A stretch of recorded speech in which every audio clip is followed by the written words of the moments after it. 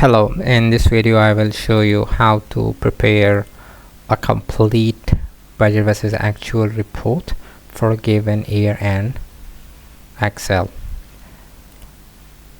The budgeted figure represents the entire year, that is 2025 in our case, and the actual figure will be for a period from a start date to end date within that year. So before I start, I shall let you know that the link to the file that is used in this tutorial is provided in the description area, so you can download it and follow along while watching this video. So the backup tables which we have, the setup table, which is consist of the income and expense heads, that is the type, income or expense, and that is the subcategories. So because we will use the categories, we will use this table as well. Database sheet has two tables, one for the budget and one for the actual. Now we can start by bringing the income heads first. We can do it with the filter function that is available in Excel 365. If you do not have the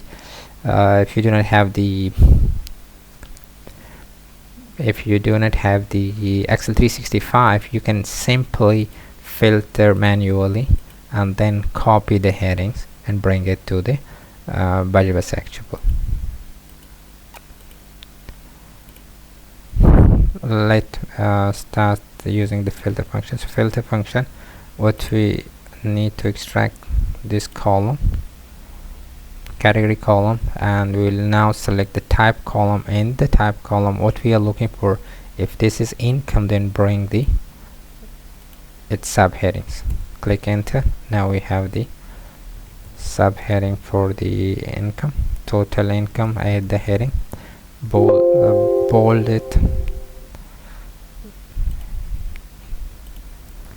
used formatting, line formatting, and then add the formula for the total.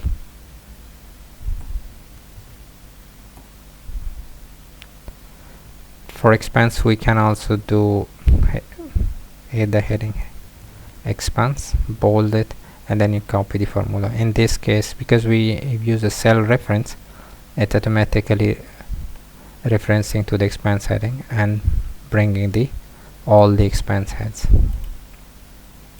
Add the total expense heading, add the sum formula, copy it to the right, use the line formatting, and then add the heading that is net profit or loss, and then the net profit or loss means the net total income minus total expense. Copy the formula to the right.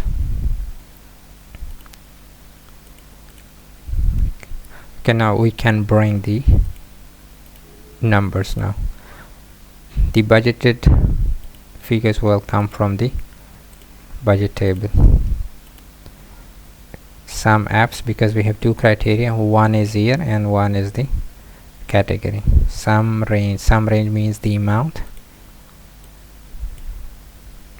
Select this column.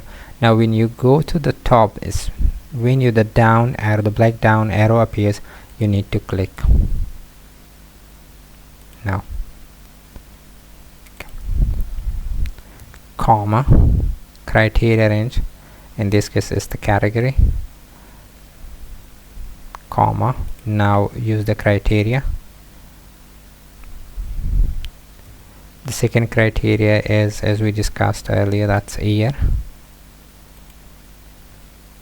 comma, criteria 2, in this case it's the year.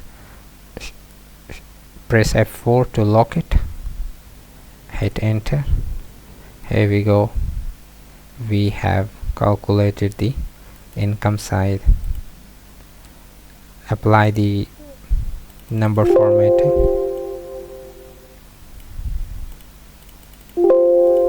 copy this formula and paste it here.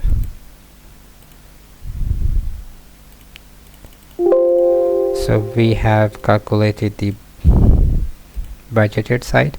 Now let's calculate the actual. So the actual, there will be an extra criteria which we will be entering the start date and end date. So now let's calculate the start date. Start date for any given year, you can calculate it with date function. Date, select the year, first month and first day.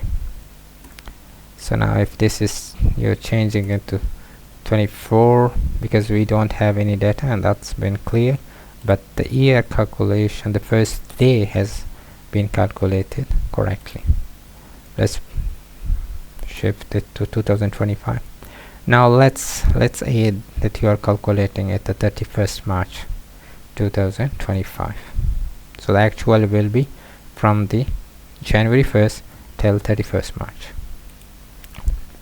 Sum Fs,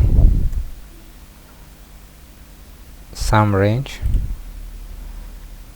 Sum range is the amount. Criteria range, category, and criteria as definitely, and then comma. The second criteria range is date.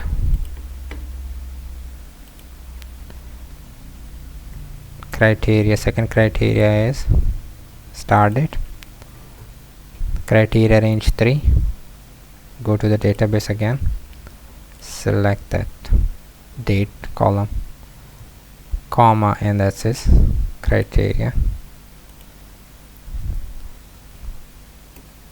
Okay, now it's not showing any numbers, though there is a little error in the formula, but it's not showing the numbers simply because when you are adding between two dates, you need to use the operator that is like equal to and greater than. So for the start date, what we need to do is to add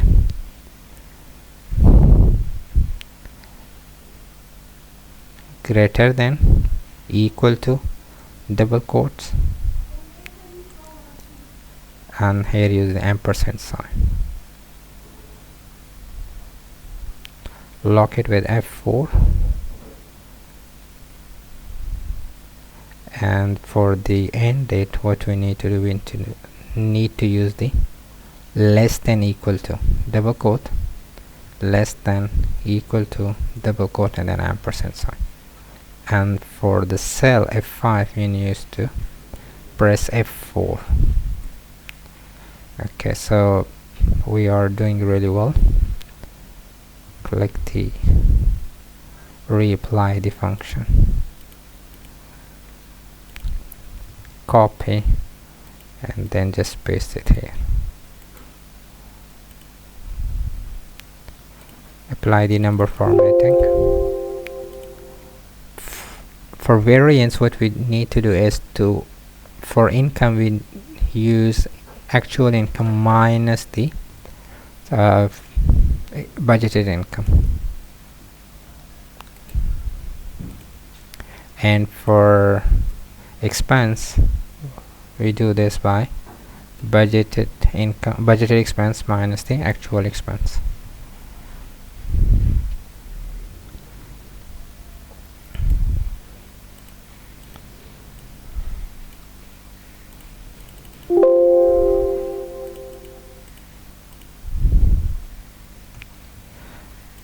Now you can actually change this date and the figure will automate. So let's select 31st August. It is changing. Let's 31st December.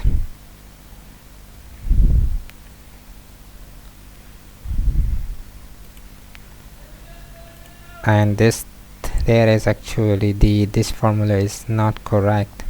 We need to, the net profit or loss in the variance column shall be net profit or loss for the actual minus the net profit loss for the budget.